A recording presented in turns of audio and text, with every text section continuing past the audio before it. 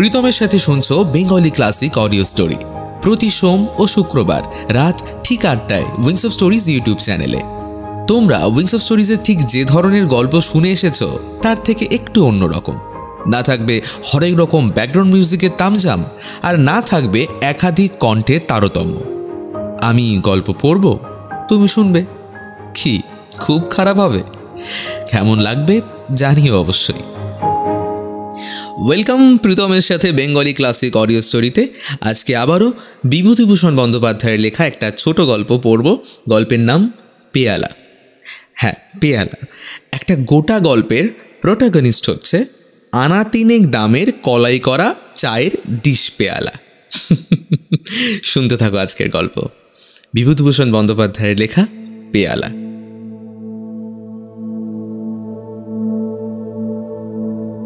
সামান্য জিনিস, আনা তিনেক দামের কলাই করা চায়ের ডিশ পেয়ালা। যেদিন প্রথম আমাদের বাড়িতে ওটা ঢুকলো সেদিনের কথা আমার বেশ মনে আছে। শীতকাল, সকাল সকাল খাওয়া দাওয়া সেরে লেপের মধ্যে যাওয়ার চেষ্টা করছি। এমন সময় কাকার গলার সুর শুনে দালানের দিকে গেলাম। কাকা গিয়েছিলেন দোকান নিয়ে কুবেরের মেলায়। নিশ্চয়ই ভালো বিক্রি শিক্রি হয়েছে। উঠোনে দুখানা গরুর গাড়ি। কৃষাণ হরুমাইতি একটা লেপ তোষকের বান্ডিল নামাচ্ছে। একটা নতুন ধামায় এক রাশ সংসারের জিনিস, বেলুন, বেরি, খুন্তি, ঝাঁঝরি, হাতা, খানকতক নতুন মাদুর, গোটা দুই কাঁঠাল কাঠের নতুন জলচৌকি, এক বোঝা পালং শাকের গোড়া, দুভার খেজুরে গুড়, আরও সব কি কি। কাকা আমায় দেখে বললেন, নিবু, একটা লণ্ঠন নিয়ে আয়, এটায় তেল নেই। আমি এক দৌড়ে রান্নাঘরের লণ্ঠনটা তুলে নিয়ে এলাম। পিসিমা হা হা করে উঠলেন, কিন্তু তখন কে কথা শোনে। কাকাকে জিজ্ঞেস করলাম, আচ্ছা মেলায় এবার লোকজন কেমন হলো কাকা? কাকা বললেন, লোকজন প্রথমটা মন্দ হয়নি, কিন্তু হঠাৎ কলেরা শুরু হয়ে গেল, ওই তো হলো মুশকিল। সব পালাতে লাগলো। বাঁওড়ের জলে রোজ ৫টা-৬টা করে মরা ফেলছিল। পুলিশ এসে বন্ধ করে দিলে। খাবারের যত দোকান ছিল সব উঠিয়ে দিলে। কিছুতেই কিছু হয় না, ক্রমে বেড়ে চলল। শেষে প্রাণ নিয়ে পালিয়ে এলাম। বিক্রি চিক্রি কাঁচ কলা। এখন খোরাকি ওই গাড়ি ভাড়া উঠলে বেঁচে যাই। খেতে বসে কাকা মেলার গল্প করছিলেন। বাড়ির সবাই সেখানে বসে। কি করে প্রথমে কলেরা আরম্ভ হলো, কত লোক মারা গেল, এই সব কথা। আহা, শামটা মানপুর থেকে কে একজন, যদু চক্রবর্তী না কি একটা নাম, একখানা ছইয়ের গাড়ি পুড়ে বাড়ির লোক নিয়ে এসেছে মেলা দেখতে। ছেলে মেয়ে বউ জি, সে একেবারে গাড়ি বোঝাই। বাঁওড়ের ধারে তালতলায় গাড়ি রেখে সেখানেই সব বেঁধে খায় দায় থাকে। 2 দিন পরে রাত পোহালে বাড়ি ফিরবে। রাত্রিরেই ধরল তাদের একটা 9 বছরের মেয়েকে কলেরায়।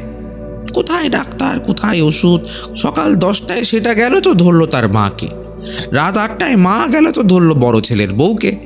তখন এদিকেও রোগ জেগে উঠেছে, কে কাকে দেখে। তারপর সে যা কাণ্ড, এক একটা করে মরে আর পাশেই ওই বাঁওড়ের জলে ফেলে। অর্ধেক গাড়ি তো খালিই হয়ে গেল। ব্রাহ্মণের যা সর্বনাশ ঘটলো আমাদের চোখের সামনে। উফ। কাকা ভুসি মালের ব্যবসা করেন। প্রায় 40 মণ সোনামুখ মেলায় বিক্রির জন্য নিয়ে গিয়েছিলেন। মণ 12 না 13 কাটাতে পেরেছিলেন। বাকি গরুর গাড়িতে ফিরে আসছে। কাল সকাল নাগাদ পৌঁছাবে। গাড়িতে আছে আমাদের আড়তের সরকার হরিবিলাস মান্না। কাকা খেয়ে উঠে যাওয়ার একটু পরেই কাকার ছোট মেয়ে মনু একটা কলাই করা পেয়ালা রান্না করে নিয়ে এসে বললে, এই দেখো জ্যাঠাইমা, বাবা এনেছেন, কাল আমি এতে চা খাবো কিন্তু। হাতে তুলে সকলকে দেখিয়ে বললে, হে বেশ, কেমন না? মেলায় 3 আনা দরে কেনা। এই প্রথম আমি দেখলুম পেয়ালাটা। সে আজ 4 বছরের কথা হবে। তারপর বছর 2 কেটে গেল। আমি কাজ শিখে এখন টিউবওয়েলের ব্যবসা করি। ডিস্ট্রিক্ট বোর্ড, লোকাল বোর্ডের কাজ সংগ্রহ করবার জন্যে এখানে ওখানে বড় ছুটোছুটি করে বেড়াতে হয়। বাড়িতে বেশিক্ষণ থাকা আজকাল আর বড় ঘটে না। আমার বিছানাপত্র বেঁধে রান্নাঘরে চায়ের জন্যে তাগাদা দিতে গিয়েছি। কানে গেল আমার বড় ভাইজি বলছে, ও পেয়ালাটাতে দিও না পিসি, বাবা মারা যাওয়ার পর মা ও পেয়ালাটাকে দেখতে পারে না দু চোখে। আমি বললুম, ওই কোন পেয়ালাটা রে? কি হয়েছে পেয়ালার? আমার ভাইজি পেয়ালা নিয়ে এলো। মনে হলো কাকার কেনা অনেক দিনের সেই পেয়ালাটা। সে বললে, বৌদির অসুখের সময় এই পেয়ালাটা করে দুধ খেতেন, তারপর বাবার সময় ওতে করে ওর মুখে ওই সাবু ঢেলে দেওয়া হতো। মা বলে আমি ওটা দেখতে পারিনি। আমার এই জ্যাঠতুতো ভাইয়ের স্ত্রী কলকাতা থেকে আমাদের এখানে বেড়াতে এসে অসুখে পড়েন এবং তাতেই মারা যান। এর বছর 2 পরে কাকাও মারা যান পৃষ্ঠব্রণ রোগে। কিন্তু এর সঙ্গে পেয়ালাটার সম্পর্ক কি? যত সব মেয়েলি কুসংস্কার। পরের বছর থেকে আমার টিউবওয়েলের কাজ খুব জেঁকে উঠল। জেলা বোর্ডের অনেক কাজ এলো আমার হাতে। আমার নাওয়া খাওয়ার সময় নেই। দূর দূরান্তের পাড়াগাঁয়ের নানা স্থানে টিউবওয়েল বসানো ও মিস্ত্রি খাটানোর কাজে মহাব্যস্ত। বাকি সময়টুকু যায় আর বছরের বিলের টাকা আদায়ের তদবিরে। সংসারে আমাদের নানা গোলযোগ বেঁধে গেল। কাকা যতদিন ছিলেন কেউ কোনো কথাটি বলতে সাহস করেনি সংসারের পুরনো ব্যবস্থাগুলির বিরুদ্ধে। এখন সবাই হয়ে দাঁড়ালো কর্তা, কেউ কাউকে মেনে চলতে চায় না। ঠিক এই সময় আমার ছোট ছেলের ভয়ানক অসুখ হলো। আমার আবার সেই সময় কাজের ভিড় খুব বেশি। জেলা বোর্ডের কাজ শেষ হয়ে গিয়েছে, কিন্তু টাকার তাগাদা করতে হবে ঠিক এই সময়টাতে, নইলে বিল চাপা পড়তে পারে 6 মাস বা 7 মাসের জন্যে। আমি আজ জেলা, কাল মহকুমা ছুটোছুটি করে বেড়াতে লাগলো। এ মেম্বর ও মেম্বরকে ধরি যাতে আমার বিলের পাওনাটা চুকিয়ে দিতে। তারা সাহায্য করেন। কাজ মিটিয়ে যখন বাড়ি ফিরলুম তখন এদিকেও কাজ মিটে গিয়েছে। ছেলেটি মারা গিয়েছে। অবশ্যই চিকিৎসা ত্রুটি হয়নি কিছু। এই যা সান্ত্বনা। বছরের শেষে আমি শহরে বাসা করে স্ত্রী ও ছেলে মেয়েদের সেখানে নিয়ে এলাম। বাড়ির ওইসব দুর্ঘটনার পরে সেখানে আমাদের কারুর মন বসে না। তাছাড়া আমার ব্যবসা খুব জেঁকে উঠেছে। সর্বদা শহরে না থাকলে কাজের ক্ষতি হয়।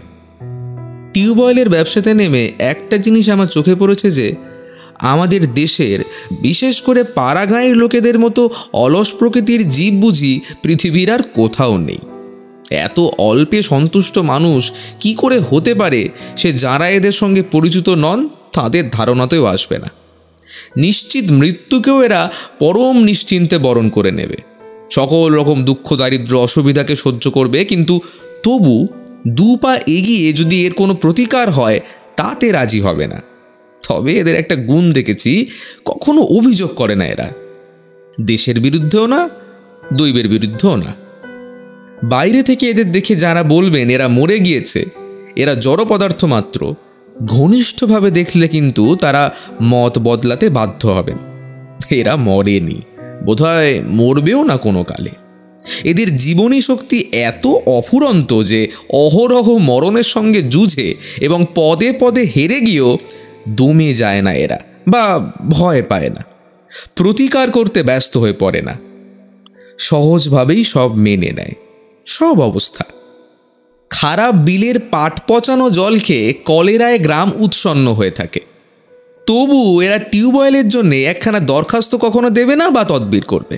কে অত ছুটোছুটি করে, কেই বা কষ্ট করে? শুধু একখানা দরখাস্ত করা মাত্র। অনেক সময় দরকার বুঝলে জেলা বোর্ড থেকে বিনা খরচায় টিউবওয়েল বসিয়ে দেয়, কিন্তু ততটুকু হাঙ্গামা করতেও এরা রাজি নয়। বাসায় একদিন বিকেলে চা খাওয়ার সময় লক্ষ্য করলুম আমার ছোট মেয়েটি সেই কলাই করা পেয়ালাটা করে চা খাচ্ছে। যদিও ওসব মানি নে, তবুও আমার কি জানি কি মনের ভাব হলো। চা খাওয়াটা শেষ হয়ে গেলে পেয়ালাটা চুপি চুপি বাইরে নিয়ে গিয়ে টান মেরে ছুঁড়ে ফেলে দিলুম পাঁচিলের ওধারের জঙ্গলের মধ্যে। কাকার বড় মেয়েটির বিয়ে হয়ে গিয়েছিল। ছোট মেয়েটির বয়স 10 বছর, খুব বুদ্ধিমতী। শহরের মেয়ে স্কুলে লেখাপড়া শেখাবো বলে ওকে বাসায় এনে রেখেছিল, স্কুলেও ভর্তি করে দিয়েছিল। মাস 5-6 কাটল। বৈশাখ মাস, এই সময়ই আমার টিউবওয়েলের কাজের ধুম। 8-10 দিন একাধিক ক্রমে বাইরে কাটিয়ে বাসায় ফিরি, কিন্তু তখনই আবার একটা কাজে বেরিয়ে যেতে হয়। এতে পয়সা রোজগার হয় বটে, কিন্তু স্বস্তি পাওয়া যায় না।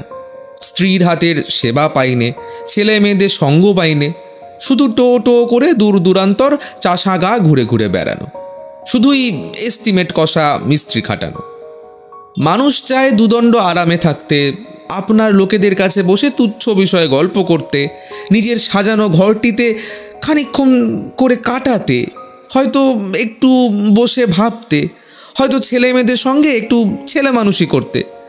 শুধু টাকা রোজগারে এসব অভাব তো পূর্ণ হয় না। হঠাৎ চিঠি পেয়ে বাসায় ফিরলাম। কাকার ছোট মেয়েটির খুব অসুখ। আমি পৌঁছালাম দুপুরে। একটু পরে রোগীর ঘরে ঢুকে আমি থমকে দাঁড়িয়ে গেলুম।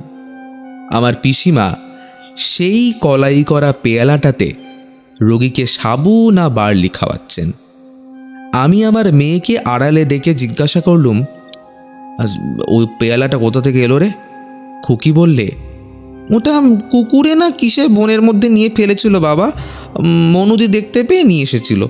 সে তো অনেক দিনের কথা, ওই পাঁচিলের ওই যে বন, ওইখানে টেনে নিয়ে গিয়েছিল। আমি বিস্মিত সুরে জিজ্ঞেস করলুম, মনু নিয়ে এসেছিল? জানিস ঠিক তুই? খুকি অবাক হয়ে আমার মুখের দিকে চেয়ে বললে, হ্যাঁ বাবা, আমি খুব জানি। তুমি না হয় মাকে জিজ্ঞেস করো। আমাদের সেই যে ছোকরা চাকরটাকে কুকুরে কামড়েছিল না, ওই দিন সকালে মনুদি পেয়ালাটা কুড়িয়ে আনে। ওই পেয়ালাতে করেই তাকে কিসের শেকড়ের পাচন খাওয়ানো হলো, আমার মনে নেই। আমি চমকে উঠলুম, বললুম, কাকে রে? রামলগনকে? হ্যাঁ হ্যাঁ হ্যাঁ বাবা, সেই যে তারপর এখান থেকে চলে গেল দেশে, সেই ছেলেটা। আমার সারা গা ঝিমঝিম করছিল। রামলগনকে কুকুরে কামড়ানোর পর দেশে চলে গিয়েছিল, কিন্তু সেখানে যে সে মারা গিয়েছে এ খবর আমি কাউকে বলিনি। বিশেষ করে গৃহিণী তাকে খুব ভালোবাসতেন বলেই খবরটা আর বাসায় জানাইনি। আমাদের টিউবওয়েলের মিস্ত্রি শিবশরণের শালির ছেলে সেই খবরটা মাসখানেক আগে আমায় দেয়। মনুর অসুখ তখনও পর্যন্ত খুব খারাপ ছিল না। ডাক্তারেরা বলছেন ভয়ের কোনো কারণ নেই। আমার কিন্তু মনে হলো ও বাঁচবে না। ও পেয়ালাটার ইতিহাস এ বাসায় আর কেউ জানে না। অসুখের সময় যে ওতে করে কিছু খেয়েছে সে আর ফেরেনি।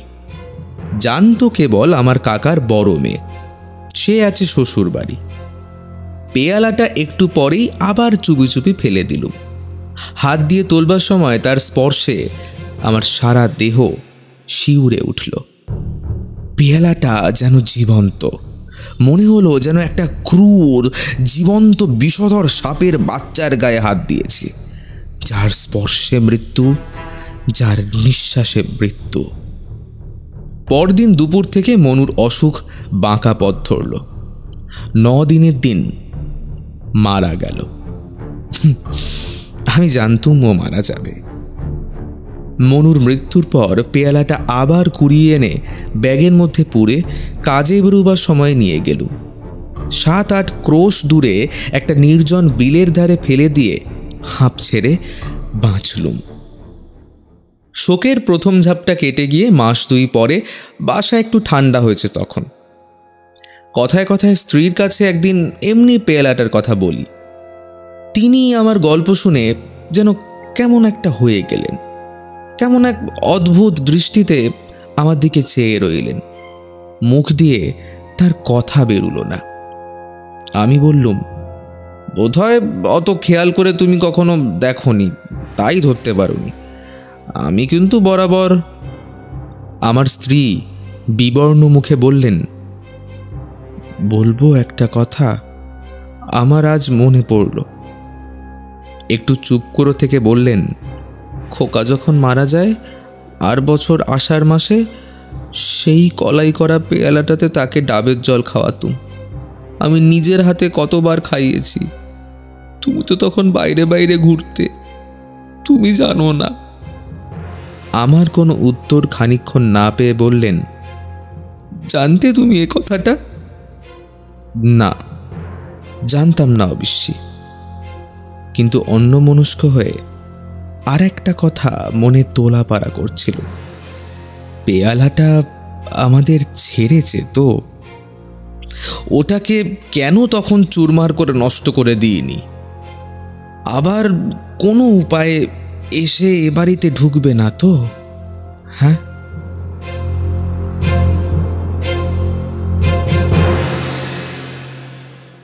শুনছিলে বিভূতিভূষণ বন্দ্যোপাধ্যায়ের লেখা পেয়ালা। আমি পড়লাম, তুমি শুনলে। কেমন লাগলো জানিও কমেন্ট করে। ভালো লাগলে লাইক, আর খুব ভালো লাগলে সাবস্ক্রাইব। তাহলে চলো, দেখা হচ্ছে পরের ক্লাসিক্সে।